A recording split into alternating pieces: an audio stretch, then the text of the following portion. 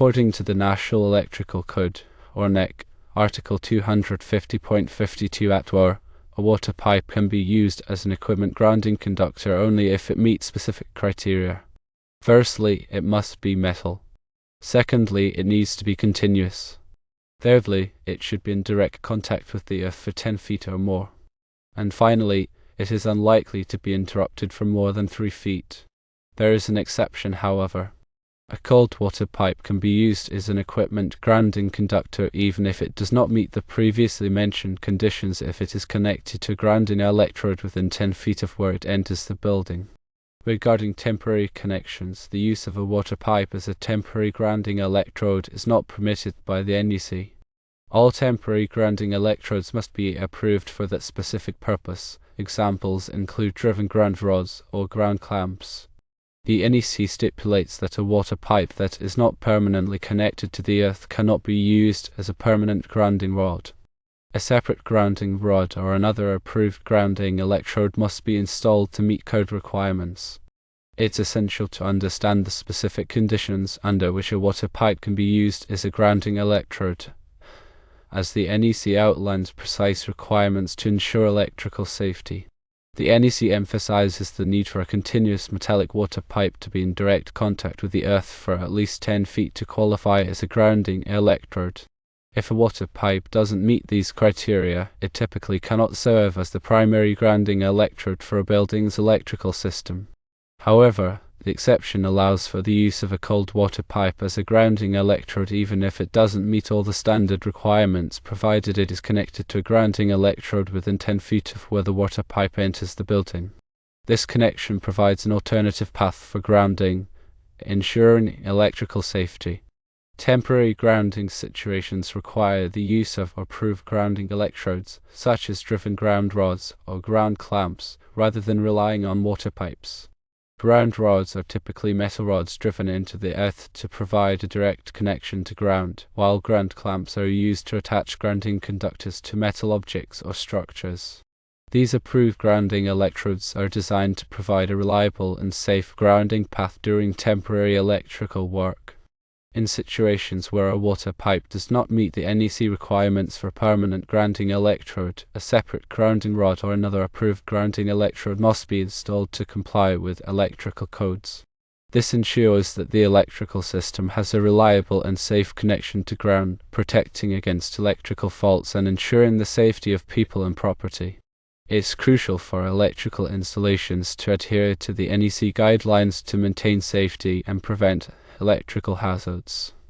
Proper grounding is a fundamental aspect of electrical safety, and the NEC provides clear rules and regulations to ensure that electrical systems are grounded effectively. When dealing with grounding electrodes, it's important to verify the specific requirements of the local electrical codes, as they may have additional or modified regulations based on local conditions and practices. Consulting with a qualified electrician or electrical inspector can help ensure that grounding systems are installed correctly and meet all applicable codes. The NEC guidelines regarding water pipes as grounding electrodes aim to prevent potential electrical hazards and ensure the safety of electrical systems. Using water pipes as grounding electrodes requires careful consideration of the code requirements and adherence to best practices for electrical safety. In situations where a water pipe doesn't meet the necessary criteria, it's essential to install a separate grounding electrode, such as a ground rod, to comply with the NEC and maintain a safe electrical system. Electrical systems should be inspected regularly to ensure that grounding connections are secure and effective. Grounding conductors should be properly sized and installed to handle potential fault currents and provide a low impedance path to ground. The NEC provides detailed specifications for grounding conductor sizes and installation methods. When connecting grounding conductors to water pipes, it's important to use approved grounding clamps or connectors to ensure a reliable and corrosion-resistant connection. These connectors are designed to withstand the harsh conditions typically found in grounding applications. Electrical professionals should stay updated on the latest revisions and updates to the NEC to ensure that their work complies with the current standards and regulations. The NEC is updated every 3 years to incorporate new technologies and address emerging electrical safety concerns. Properly installed and maintained grounding systems are essential for protecting people and property from electrical hazards. A well-grounded electrical system can prevent electrical shocks, reduce the risk of fire, and minimize damage to electrical equipment. The NEC provides comprehensive guidelines for grounding and bonding electrical systems, covering various aspects such as grounding electrode systems, grounding conductors, equipment grounding, and bonding of metal components. These guidelines are designed to ensure that electrical systems are properly grounded and bonded, providing a safe and reliable electrical environment. When working with electrical systems, it's important to follow all safety precautions and use appropriate personal protective equipment, such as insulated gloves and safety glasses. Electrical work should be performed by qualified and licensed electricians who have the knowledge and experience to handle electrical systems safely. The NEC requirements for grounding and bonding are based on sound engineering principles and are designed to protect people and property from electrical hazards. Adhering to these requirements is essential for ensuring the safety and reliability of electrical systems. When evaluating whether a water pipe can be used as a grounding electrode, it's important to consider the type of water pipe material.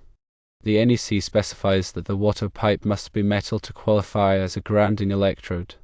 Non-metallic water pipes, such as PVC pipes, cannot be used as grounding electrodes because they do not provide a conductive path to ground. The NEC also requires that the metal water pipe be continuous, meaning that there should be no insulating joints or breaks in the pipe that could interrupt the grounding path. If there are any non-conductive sections in the water pipe, such as plastic couplings or fittings, they must be bypassed with a bonding jumper to maintain the continuity of the grounding path. The requirement for the water pipe to be in direct contact with the earth for 10 feet or more ensures that there is a sufficient grounding area to dissipate fault currents. The larger the contact area with the earth, the lower the impedance of the grounding electrode, which improves its effectiveness in providing a path for fault currents to flow to ground. The NEC also specifies that the water pipe must be unlikely to be interrupted for more than 3 feet. This requirement is intended to prevent situations where the water pipe could be disconnected or removed, which would compromise the grounding system. If there is a risk of the water pipe being interrupted, an alternative grounding electrode, such as a ground rod, should be installed to provide a redundant grounding path. The exception that allows a cold water pipe to be used as a grounding electrode even if it doesn't meet all the standard requirements, provided it is connected to a grounding electrode within 10 feet of where the water pipe enters the building, is intended to address situations where it may be difficult or impractical to meet all the requirements for a water pipe grounding electrode. This exception allows for the use of a cold water pipe as a supplementary grounding electrode, provided that it is connected to a primary grounding electrode, such as a ground rod or a building steel structure. The NEC prohibition against using water pipes as temporary grounding electrodes is based on the concern that water pipes may not provide a reliable and safe grounding path during temporary electrical work. Water pipes can be subject to corrosion, leaks, and other factors that could compromise their effectiveness as grounding electrodes. Temporary grounding electrodes, such as driven ground rods or ground clamps, are designed to provide a more reliable and controlled grounding path during temporary electrical work. These temporary grounding electrodes should be installed in accordance with the NEC requirements and should be inspected regularly to ensure that they are in good condition. In summary, the NEC provides specific requirements for using water pipes as grounding electrodes, and these requirements are intended to ensure the safety and reliability of electrical systems. When evaluating whether a water pipe can be used as a grounding electrode, it's important to consider the type of water pipe material, its continuity, its contact with the earth, and the likelihood of it being interrupted. If the water pipe does not meet all the NEC requirements, an alternative grounding electrode, such as a ground rod, should be installed to provide a safe and reliable grounding path. Temporary grounding electrodes should be used for temporary electrical work, and these electrodes should be installed and maintained in accordance with the NEC requirements. Always consult with a qualified electrician or electrical inspector to ensure that electrical systems are grounded correctly and meet all applicable codes. Remember that grounding is essential for electrical safety, and proper grounding practices can help prevent electrical shocks, reduce the risk of fire, and minimize damage to electrical equipment. The NEC grounding requirements are based on sound engineering principles and are designed to protect people and property from electrical hazards. By adhering to these requirements, we can help ensure the safety and reliability of electrical systems. It is important to note that electrical codes and regulations can vary depending on the local jurisdiction.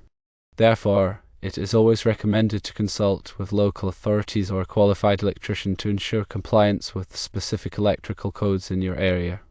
Electrical work can be dangerous, and it should only be performed by qualified and licensed electricians who have the knowledge and experience to handle electrical systems safely. Always follow all safety precautions and use appropriate personal protective equipment when working with electrical systems.